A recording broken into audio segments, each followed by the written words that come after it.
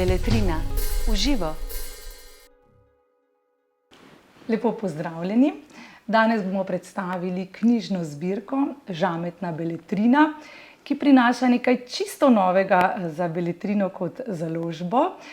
Spremljali bomo oziroma se pogovarjali o zbirki, ki bo predstavila svetovne in slovenske uspešnice. Zelo skrbno je uredila Branka Fišer. Lepo pozdravljeni. Naj uvodoma rečem, dobrodošli na Beletrini. Lepo pozdravljena, Maruša. In hvala za te uvodne besede. Ja, jaz se že kar nekaj časa ukvarjam z založništvom, že več kot 2 desetletji. Sem pa od začetka tega leta članica ekipe Beletrine, kjer sem odgovorna za zbirko Žametna beletrina, o kateri bova danes govorili. Naj povem, da sem izjemno vesela, da imamo tale pogovor, ker to pomeni, da so dejansko vse tiste ideje, vsi tisti koncepti, ki so se začeli nekje daleč v preteklosti, da so se dejansko manifestirali. In manifestirali v teh prvih 3 knjigah, ki so tukaj pred nama, o katerih bomo v nadaljevanju seveda tudi še kaj več povedali. Jaz bi rada rekla samo to, da sem izjemno vesela, polna navdušenja. Vedno sem vesela, ko izide kakšna knjiga, ko pride kakšna moja knjiga iz tiska, seveda, čeprav jih je bilo že več 100. Ampak to je nekaj prav posebnega, je začetek nečesa novega, neke nove zgodbe, jaz upam, da tudi zelo uspešne zgodbe, ki bo nagovorila čim več ljudi. Kaj bo prinesla Žametna beletrina? Že ime se mi zdi, da zveni tako prestižno. Žametna beletrina res zveni prestižno. Bova potem mogoče malce več tudi o samem imenu. Zdaj bi rekla samo to, da z zbirko Žametna beletrina, Beletrina kot uveljavljena založba za vrhunsko leposlovje in humanistiko, stopa na polje splošnega založništva. Zbirkam, ki so do zdaj obstajale in seveda še vedno obstajajo, torej krovna zbirka Beletrina, potem imamo zbirko Zvezna beletrina, pa zbirko Klasična beletrina in tudi knjige, ki izidejo v okviru festivala Fabula. Vsem tem bomo dodali posebno zbirko Žametna beletrina. Ta bo prinesla privlačne, zanimive, fascinantne, intrigantne, mestoma tudi kontroverzne zgodbe, uspešnice s tujih trgov, največkrat žanrsko obarvane, pa tudi intrigantna dela domačih avtorjev. Vse to pa seveda s tem, da bi nagovorili čim več ljudi, da bi dosegli čim več bralcev, da bi ljudi znova ali pa sploh povabili k branju. Kolikor vem, bo skupno vsem knjigam dobra zgodba, kakovostna zgodba. Tako je. Dobra zgodba je tisto, kar iščemo. Gre za zgodbe, ki nas nagovorijo, za zgodbe, ki nas mogoče prestavijo pred neko etično dilemo, za zgodbe, ki nas morebiti prestrašijo, ali pa nam nekaj nežnega zašepetajo na uho. Gre torej za to zgodbo, v kakšnem žanru je podana, niti ni toliko pomembno, niti se ne ukvarjam s tem toliko, ko pač izbiram knjige. Gre zgolj za zgodbo, kar tudi mene najbolj pritegne, in upam, da bomo našli najrazličnejše zgodbe z najrazličnejših delov sveta, ki bodo nagovorile čim več bralcev. Praviva, da so to popularne knjige. Je to komercialna zbirka? Je in ni. Odvisno, kako razumemo komercialno. Bom rekla tako, zbirka je zagotovo komercialna v tem smislu, da gre za knjige, ki bodo morale preživeti na trgu. Skratka, gre za knjige, ki ne bodo sofinancirane s strani Javne agencije za knjigo. Poleg tega gre v smislu komercialnega tudi za knjige, ki bodo skušale nagovoriti čim širši krog ljudi. Seveda želimo priti do čim več bralcev. Ne moremo pa reči, da bo komercialna v smislu vsebine, če lahko tako rečem. Ne govorimo toliko o nekih komercialnih romančkih, ki pa morda nimajo nekaj tistega dodatnega, kar vsi iščemo v knjigah. Mi se vendarle pri izboru osredotočamo na knjige, ki so v tujini temu rečejo upmarket fiction. Gre za področje, ne, ki je zamejeno na eni strani z literary fiction, torej z vrhunsko literaturo, in na drugi strani z commercial fiction, to se pravi z izrazito komercialno literaturo. Mi pa smo tukaj nekje vmes. Skratka, iščemo dobre zgodbe, zgodbe, ki so dobro napisane, ampak hkrati zgodbe, ki so podane tako, da nagovorijo veliko ljudi. No? In takšne zgodbe so ponavadi uspešnice. In so že preverjene uspešnice. Je preverjeno, da bodo uspešnice tudi na našem tržišču? To ni vedno točno tako. Ne? Vsakemu uredniku se je kdaj že zgodilo, da je morebiti kakšna knjiga, ki je bila v tujini izjemno uspešna, pri nas vzbudila skoraj nič ali pa zelo malo zanimanja. Pa tudi obratno, mogoče kakšna knjiga, ki recimo v tujini ni dosegla nekega preboja, pa je pri nas dosegla neko lepo število ljudi, je naredila neko lepo zgodbo. Tako da tukaj je zelo težko predvidevati, kaj bo, kaj ne bo. Niti ni nekega recepta za to, kaj pač uspešnica je, ne? Ker če bi vedeli, ne bi potem vsi iskali samo te in slovenske založbe, če se malce pošalim, ne bi bile v takšnem stanju, kot so.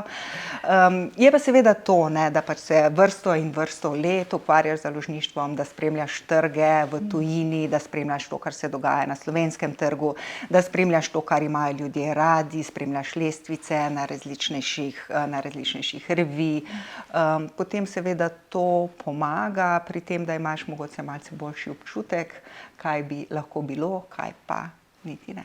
No, ampak visoko na vse lestvice pa je zagotovo prišla tudi tale knjiga princa Harryja, Rezerva.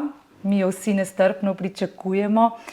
Kaj predvidevate, kdo bo bral princa Harryja? Tisti, ki spremljamo ali pa spremljajo kraljevski dvor in vse zakulisje, ki sodi zraven, ali morda lahko od tega dela pričakujemo tudi res dobro literarno zgodbo? Oboje bi rekla. Super.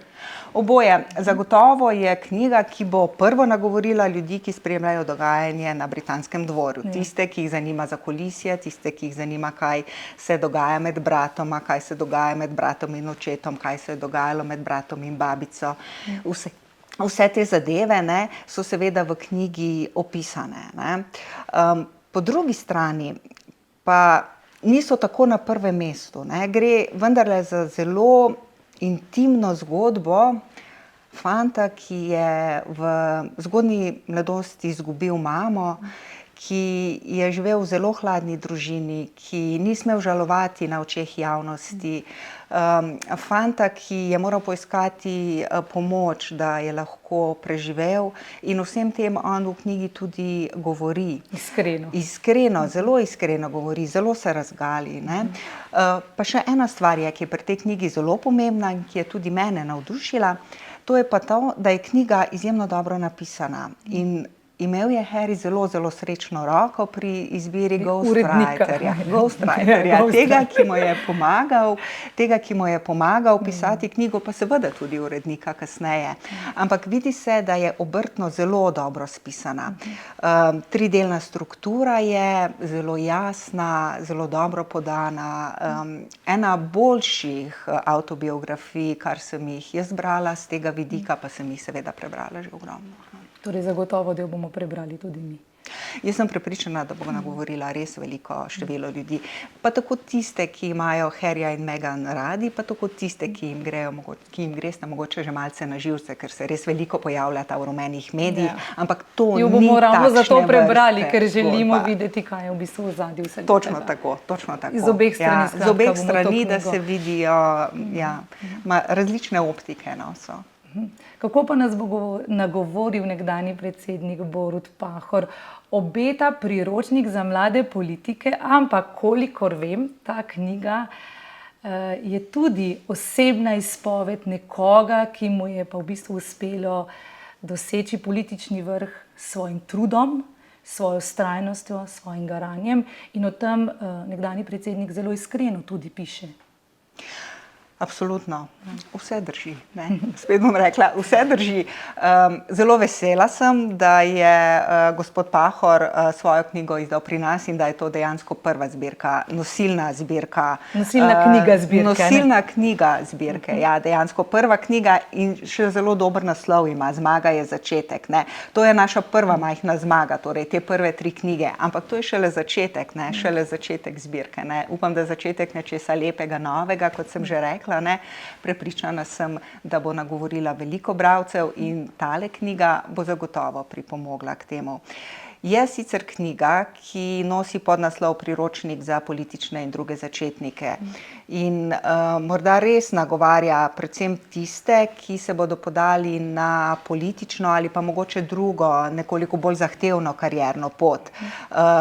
Govori o najrazličnejših stvareh, ki jih je gospod bivši predsednik izkusil v tej dolgoletni politični karieri. Bil je vendarle in evropski in svetovni poslanec, predsednik državnega zbora, predsednik parlamenta in 2-krat tudi predsednik države. Skratka, zelo, zelo veliko stvari je, ki so se mu dogodile in zelo, zelo veliko stvari je, na katere je naletel in jih mogel seveda tudi razrešiti. No? In kako se je loteval problemov, o tem govori ta knjiga. O tem, kako se recimo zanajo zdaj tukaj primerno, kako se znebiti treme. Ne? Po drugi strani govori o tem, kako je recimo rekreacija pomembna za to, da vzdržiš takšen tempo. Pa seveda potem o tem, kako pomembna je diskretnost v politiki in še bi lahko naštevala. Je pa knjiga seveda podana zelo osebno zopet. Ne? Podana zelo osebno s tem, da je noter veliko njegovih zgodbic, veliko njegovih doživljajev. Še posebej pa bodo verjetno ljudi privlačile zgodbice, ki so dodane na koncu vsakega poglavja. Vsako poglavje se namreč konča z neko sliko iz predsednikovega življenja in tej je dodana zgodbica, tako da jaz sem prepričana, da bo nagovorilo res, res veliko ljudi in sem prepričana, da bo gospod predsednik verjetno napisal še eno knjigo. Že 10 let naj bi Vesna Milek pisala knjigo Kleopatra. Jaz rada berem njeno literaturo, rada imam njeno pero. Bo tudi tokrat ponudila vsem svojim, bom rekla, znanjem, slogom, osebnostjo, strastjo, kot običajno v njenih knjigah beremo, zaznamo. Glede na to, da piše o Kleopatri, zagotovo. Gre za knjigo, ki nastaja vrsto let. Ne? Že 10 let se avtorica ukvarja s to knjigo in govori o egipčanski kraljici. Prihaja naslednje leto in bo seveda ena izmed vodilnih naslovov žametne beletrine. In ja, prepričana sem, da bo tako kot vse prejšnje njene knjige nagovorila ogromno bralcev. Kot mi je znano, bo prvoosebna pripovedovalka Kleopatra. O tem ne bi preveč, ker moramo vendarle počakati, da knjiga pride, da jo bomo imeli tukaj in bomo lahko govorili o tem, ampak ja, tudi. Skrivnostno torej, kot pri Vesni Milek vedno. Skrivnost pa ni, da prihaja v zbirko tudi pravi politični slovenski triler. Ja, to pa je zelo zanimiva zgodba. Tudi tukaj marsičesa ne smemo omeniti, ne smemo omeniti avtorja. Ne? Spet smo malce skrivnostni. Lahko sicer omeniva vzdevek, nadimek, kakorkoli že temu rečemo. Gre za Kopo Bianco, gospoda, ki je precej let... Lahko povemo, da je moški. Dobro. Lahko povemo, da je moški, ja, to pa ja. Lahko povemo, da je moški, ki ima zelo rad nogomet, tudi to lahko povemo. In tudi tega je kar nekaj v knjigi. Sicer pa gre za avtorja, ki je precej časa služboval v različnih evropskih institucijah, tako da ima tudi ta pogled z distance na Slovenijo. In gre za politični triler, ki ponuja vpogled v to slovensko politično razdeljenost, ne?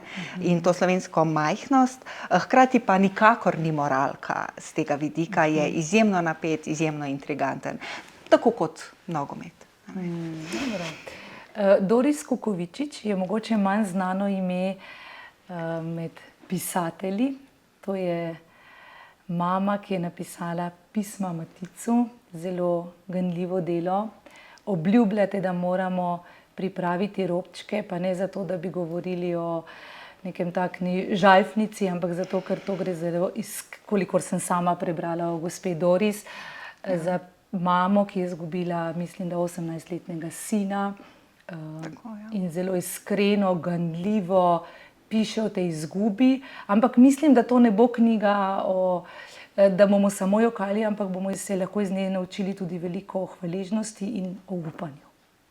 Ja, seveda, zelo lepo si povedala, Maruša. Jaz, ko sem brala to knjigo oziroma prvi rokopis te knjige, sem jokala. Solze so tekle, ko sta prišla moja dva sinova domov, sem jo samo objela in se zahvalila Bogu, da je vse tako, kot je. Res izjemno čustvena knjiga, izjemno močna, emotivno izjemno močna knjiga, prav katarzična, na nek način, ki pa hkrati govori o soočanju z izgubo, kako to izgubo premagati, kako jo sprejeti. Tako da mislim, da... Kar je v bistvu tudi, lahko rečemo, neke vrste priročnik, tudi žametna beletrina obljublja, ta žanrski miks tudi priročnikov za vse bralstvo v bistvu. Ja, tako je, tudi na nek način priročnik, tako kot je tudi tukaj priročnik za politične in druge začetnike. Ja, v žametni beletrini naj bi bilo veliko različnih zvrsti, veliko različnih žanrov. Seveda je pač osnova, recimo fikcija, leposlovje, tukaj bomo skušali pač najti uspešnice z najrazličnejših, bom rekla, revij, z lestvic najbolj prodajanih, najbolj priljubljenih knjig, pa potem tudi knjige, ki so v tujini uspešnice ali bi lahko to postale ali pa so recimo zelo, zelo priljubljene. Ampak hkrati pa bomo iskali tudi slovenske avtorje, ki bojo s svojimi inovativnimi zgodbami nagovarjali ljudi. In znotraj tega bo tudi nekaj naslovov stvarne literature. Seveda tukaj govorimo mogoče bolj o neki tej pripovedni stvarni literaturi, narrative non-fiction temu rečejo v tujini, kjer je z osebno zgodbo podano neko spoznanje, recimo, in na tak način bi lahko se torej prišli do Doris. Bo morda tudi taka zgodba štajerskega poslovneža Marka Podgornika Verdejevega? Ja, tako je. Verjetno ga poznajo naši poslušalci, to je, bom rekla, kontroverzen, zanimiv, kreativen. Ja, to je zelo uspešnega podjetja. Zelo, zelo uspešnega podjetja, ja, in seveda človek, ki ga ne pozabiš, ko ga enkrat srečaš, nikakor ne. Zelo veselim se te njegove zgodbe, te njegove knjige, ki bo... Bo avtobiografija ali bo fikcija? Avtobiografska bo in tudi obljublja Marko, da bo v njej povedal veliko. Torej bo brez dlake na jeziku kot vedno. Kot vedno brez dlake na jeziku. Naj tukaj pa povem, da nastaja v soavtorstvu z Davorinom Lenkom, z našim znanim piscem, tudi Kresnikovim nagrajencem, ki je napisal že tudi knjigo o Borisu Kobalu. Tako da se res zelo, zelo veselim te knjige, tako na vsebinski kot tudi na oblikovni ravni.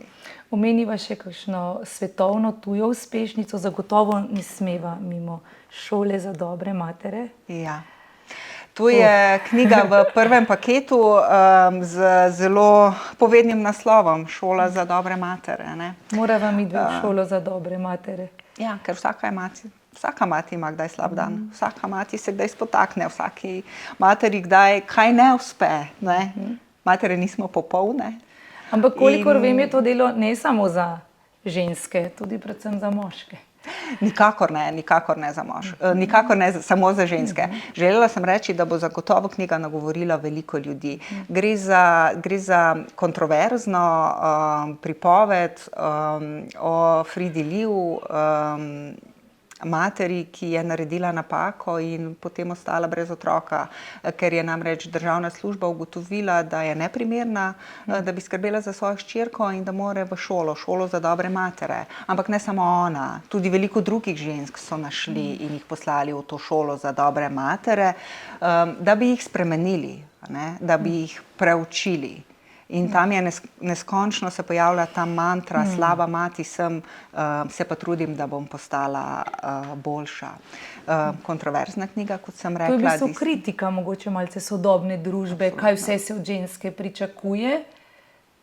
Po eni strani se pričakuje, po drugi strani se jo zavira, vstavlja, omejuje. Absolutno. In to takšna zelo, zelo močna kritika. Knjigo so tudi že opredelili kot deklino zgodbo 21. stoletja, kot sodobno literarno feministično klasiko. Naj povem pa tudi, da je najljubša zgodba Baracka Obame v preteklem letu. Zelo, zelo je pohvalil to knjigo. In tudi New York Times jo uvršča visoko. Tudi New York Times jo uvršča zelo visoko, prevedena je v več kot 20 jezikov in resnično nagovarja s tem, ko govori o materinstvu, o sodobnem starševstvu, predvsem pa tudi o pritiskih, ki posamezniku nalaga sodobna družba, o tem sva govorili, da se počutimo pod pritiskom vsak dan in da temu ne moremo zadostiti. In v tem primeru je absolutno izjemno močna kritika, zelo dobro napisana, priporočam, res. Tudi na področju japonske literature ste se odpravili, bom rekla, prevedli ste 2 japonska romana. Zakaj tukaj to omenjam? Ker tu je tudi zgodba matere, ki pa želi imeti otroka oziroma ki namišljene nosečnosti. Ja, na nek način lahko tudi te zgodbe dobro povežemo. Japonska literatura, korejska, kitajska je recimo v zadnjem obdobju na svetovnih knjižnih trgih precej prisotna in počasi prihaja tudi v Slovenijo. Pri nas bo ta naslednje leto izšla 2 romana in eden je to je roman Miyagi, malce bolj literaren roman, avtorice, ki je dobila osrednjo japonsko nagrado za literaturo. Gre pa za roman o fingirani, o namišljeni nosečnosti. Zopet so ti pritiski v službi in potem se odloči glavna oseba, protagonistka, da bo fejkala nosečnost. In potem, kaj se dogaja naprej, tega pa seveda ne bom povedala, da bodo bralci odkrili sami. Drugi roman pa je zgodba o prijateljstvu. Drugi roman pa je zgodba o prijateljstvu, je pa takšna, bom rekla, feel good zgodba. Zgodba o ljubezni, o prijateljstvu, o odnosih, tudi o odnosih do živali. In pisana torej iz pogleda nekega mačka. Gre za kroniko, popotno kroniko nekega mačka. Knjiga, ki je izjemno branljiva, zelo mehka. Mogoče, če se še enkrat spomnimo na robčke, tudi takšna, kjer jih bomo potrebovali. Na začetku so omenili žanrsko raznolikost. Pričakujemo tudi morda kakšen skandinavski krimič. Slovenci ne nazadnje radi beremo tovrstno literaturo. Ja, kriminalke so zdaj že pa res kar nekaj časa v porastu in so nekje, bom rekla, najbolj priljubljeno čtivo. Da, tudi v zbirko smo umestili skandinavski kriminalni roman. Ne gre sicer za tipičen skandinavski noir, ampak gre za družinski kriminalni roman. 4 družine oziroma 4 prijateljice s svojimi družinami se znajdejo na večerji, skupaj praznujejo novo leto. Naslednji dan pa se otrok od ene ne vrne domov in najdejo ga mrtvega. In potem se seveda začne vse razpletati, vse odvijati in seveda skrivnosti vodijo do družin in potem se odvijajo vse te drame znotraj družin in kako se prekrivajo družine in kakšne so skrivnosti v družinah. In zelo dobro, zelo napeto do zadnje strani. Je napet tudi španski? Tudi španski kriminalni roman. Tudi španski kriminalni roman je napet, je pa nekoliko drugačne vrste. Mehkejši, predvsem pa duhovitejši. Izjemno duhovit. To je mogoče tista diferenca, specifika, ki ga loči od ostalih romanov. Je pa to roman, prvi del trilogije španskega pisatelja Juana Gomeza Jorada, Rdeča kraljica, ki je pravi založniški fenomen v Španiji. Več kot 2 milijona izvodov so prodali in tudi preveden je v številne jezike, tako da se ga zelo veselim. Veste, česa se jaz še zelo veselim? Stephena Kinga. Ja, Stephen Tokrat King ste ga je- uvrstili kar v žametno beletrino, ne? Ja, ja.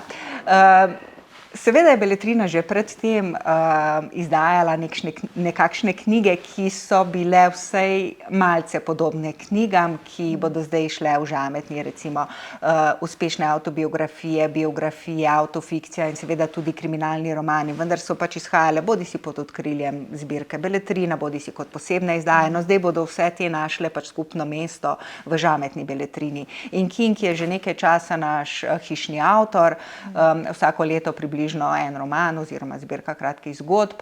Naslednje leto prihaja morebiti njegov najbolj znani roman Shining oziroma Svetlikanje, ki ga verjetno pa ni potreba posebej predstavljati.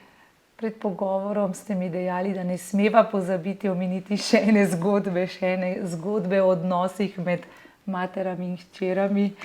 In Ja. za zaključek povejva še Teh nekaj o tej zgodb o knjigi. odnosih med materami in hčerami je očitno kar precej v tej naši zbirki, ampak to so seveda pač odnosi, ki So nas vedno aktualni. nagovarjajo, ja, ki nas nagovarjajo, kajti ali imamo hčerko, ali imamo mater, ali imamo očeta, ali imamo sina, saj to je precej podobno, ne. Zgodba, ki si jo omenila, gre za I'm glad my mom died, torej vesela sem, da je umrla mama. To je naslov, zelo močen naslov, ki ga je spisala ameriška otroška igralska zvezdnica, ne, ki je imela zelo velike težave potem z motnjami hranjenja in je svoj odnos z mamo predelovala skozi to knjigo. Verjetno je bila mama tista, ki jo je vzpodbujala. Točno tako. Mogoče ne bom rekla samo spodbujala, ampak kar silila v to, da pač je postala otroška zvezdnica, in če tako majhnemu otroku pri tako ranih letih govoriš o tem, kaj sme jesti, kaj ne sme jesti, koliko kalorij lahko vnese, koliko ne, potem se verjetno to ne konča prav dobro. No. Branka, za konec lahko dodam samo še to, da tako slikovito in s vsem srcem in dušo pripovedujete v knjigah, da verjamem in vem, da se jih jaz in tudi poslušalci in gledalci zelo veselijo.